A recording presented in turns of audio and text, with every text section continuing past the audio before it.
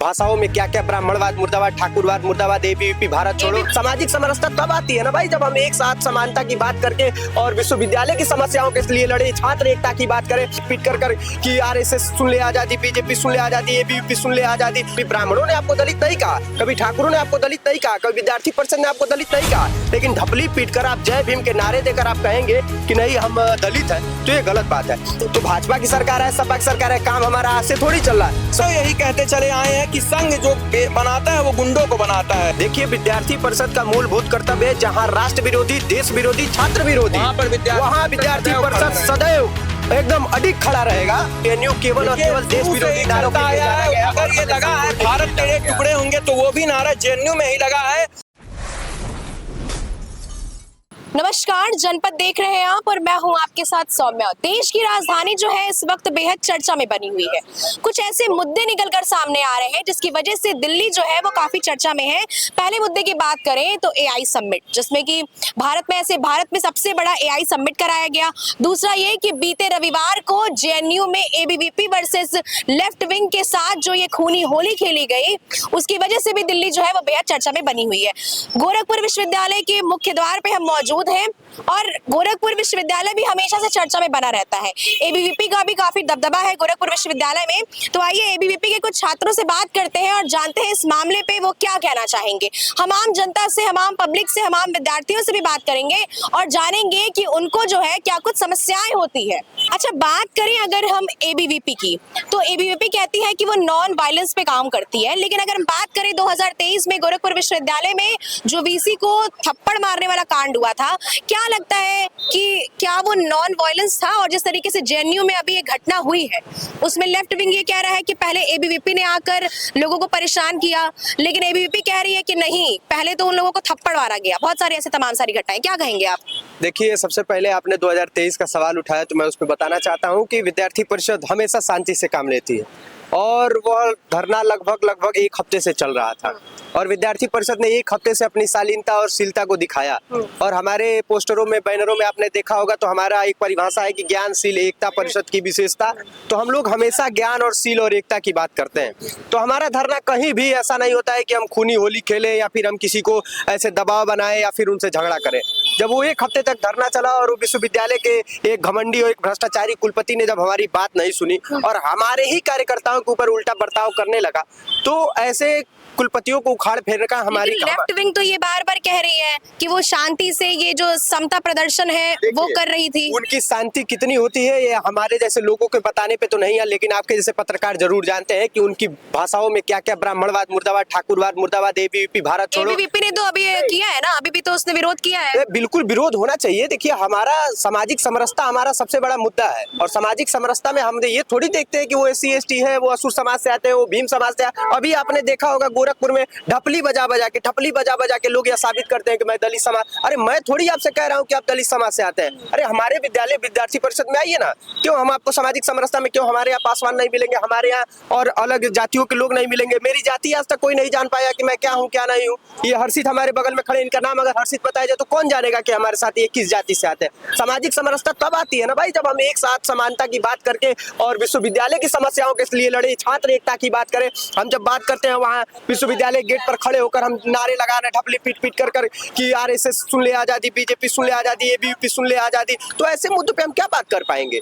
तो हमें सोचना चाहिए कि ढपली पीटने से केवल हमारी सामाजिक समरसता नहीं आ पाएगी। आप अपने आप को दलित साबित कर रहे हैं। कभी ब्राह्मणों ने आपको दलित नहीं कहा, कभी ठाकुरों ने आपको दलित नहीं कहा, कभी विद्यार्थी परिषद ने आपको दलित नहीं कहा, लेकिन ढपली पीट कर आप जय भीम के नारे देकर आप कहेंगे कि नहीं हम दलित हैं, तो ये गलत बात है। आज SC ST छात्रावास इसी गोरखपुर विश्वविद्यालय के प्रांगण अपने गेट पर, मुख्य द्वार पर आप खड़े हैं, लेकिन इसी विश्वविद्यालय में कई ऐसे विंग काम करते हैं, असुर सेना, जय भीम सेना, ये बहुत सारे ऐसे विंग है जो ढपली पीटते हैं इसी विश्वविद्यालय पर, लेकिन कभी भी उन दलित छात्रों के लिए, उन शोषित छात्रों के लिए, उन बैकवर्ड क्लास से, उन ग्रामीणांचल से आने वाले छात्रों के लिए कभी आवाज नहीं उठाए कि वो SC ST छात्रावास क्यों बंद है, क्यों नहीं उनको आवंटित किया जा रहा है। विद्यार्थी परिषद ने उठाया, बिल्कुल उठाया। विद्यार्थी परिषद ने कभी सामाजिक समरसता को हनन नहीं किया। वो हमेशा सामाजिक समरसता को बनाकर उन सभी छात्रों के साथ खड़ा रहा है जिनके साथ शोषण हुआ, जिनके साथ गलत व्यवहार हुआ, जिन्होंने कुलपति ने उनकी बात न सुनी, परीक्षा नियंत्रण ने उनकी बात सुनी, प्रोफेसरों ने उनकी बात नहीं सुनी। ऐसे विद्यार्थियों के साथ विद्यार्थी परिषद हमेशा खड़ा रहा है। और अभी मुश्किल से 4 से 5 दिन भी नहीं हुआ उन शोषित बच्चों के साथ जो ग्रामीणांचल से आते हैं, जिनको यहाँ पढ़ने में दिक्कत होती है, जिनको लिए हॉस्टल नहीं मिल रहा है, जिनको रहने में दिक्कत हो रही है, उनके लिए यही समाज कल्याण विभाग अधिकारी के पास ज्ञापन देकर उन छात्रावासों को आवंटित कराने के लिए काम लेकिन किया। अभी बात करें एबीवीपी की, तो एबीवीपी हमेशा से ये दावा करता है कि वो आरएसएस का विंग है। कहीं ना कहीं भाजपा भी आरएसएस की विंग कहलाती है। जब सरकार आपकी है तो भी आप छात्र संघ के मुद्दे को क्यों नहीं सबके सामने ला पा रहे हैं? देखिए, सरकार कोई हमारी नहीं है और सब हमारी है। देखिए, सरकार कहीं ना कहीं कथा कथित विचारों से हमारे मिल सकते हैं, लेकिन हमारी सरकार है कभी विद्यार्थी परिषद नहीं करती है।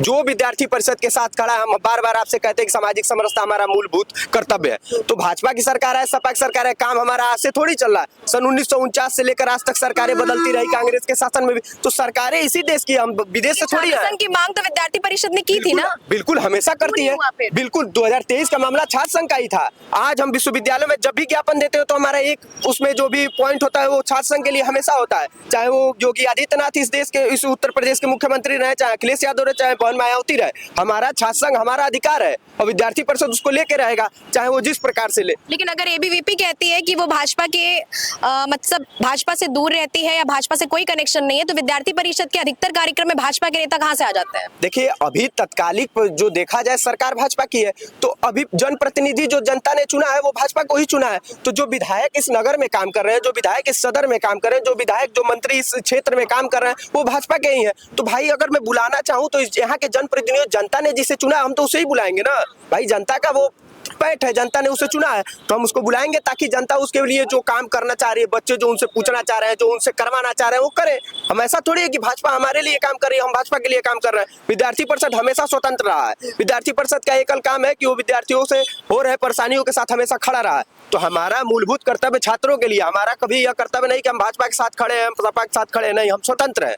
हमारी इकाई जो चाहेगी हम वो करेंगे। क्या ऐसे मामलों से विश्वविद्यालय की इमेज खराब होती है या फिर अगर बात करें कि पूरे भारत की इमेज खराब होती है, क्या कहें? जी, जैसे देखिए जेएनयू में जो मुद्दा हुआ है उससे साफ कहा जा सकता है कि वहाँ पे छात्र हित जो होते हैं उसका हनन तो हो रहा है।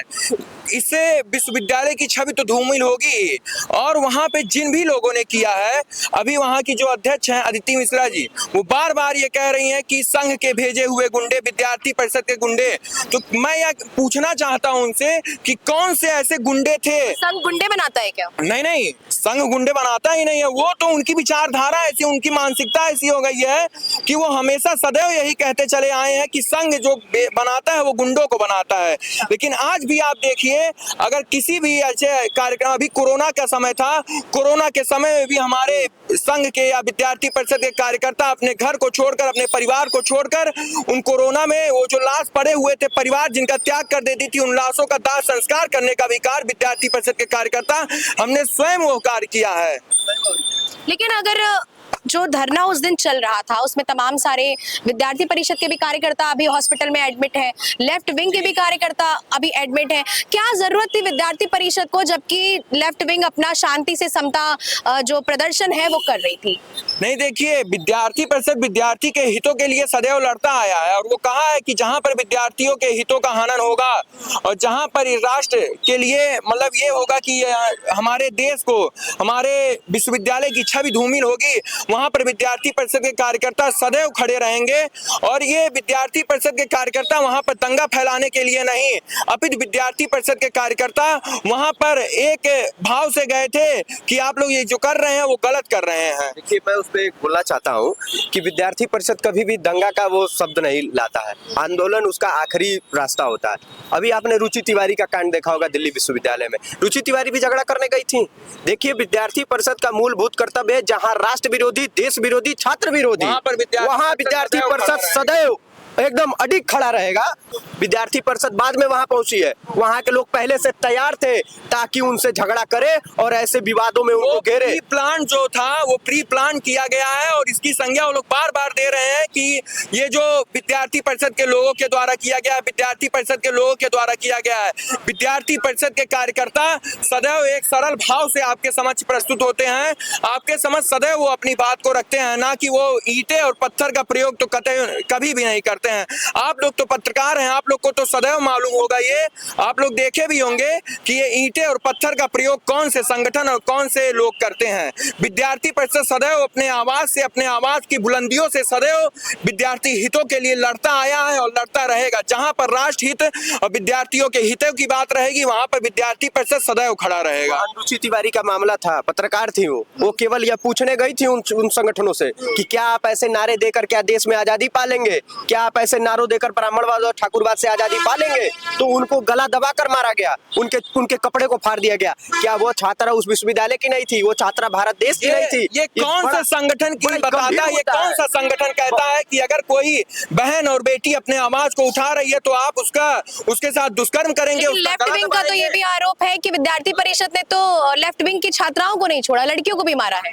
नहीं, ऐसा कोई भी ऐसा तो आरोप, वो लोग देखिए, आरोप और प्रत्यारोप का खेल तो सदैव चलता रहेगा। वो जो लेफ्ट विंग है उन लोग का काम ही यही है कि वो लोग आरोप लगाते रहते हैं सदैव।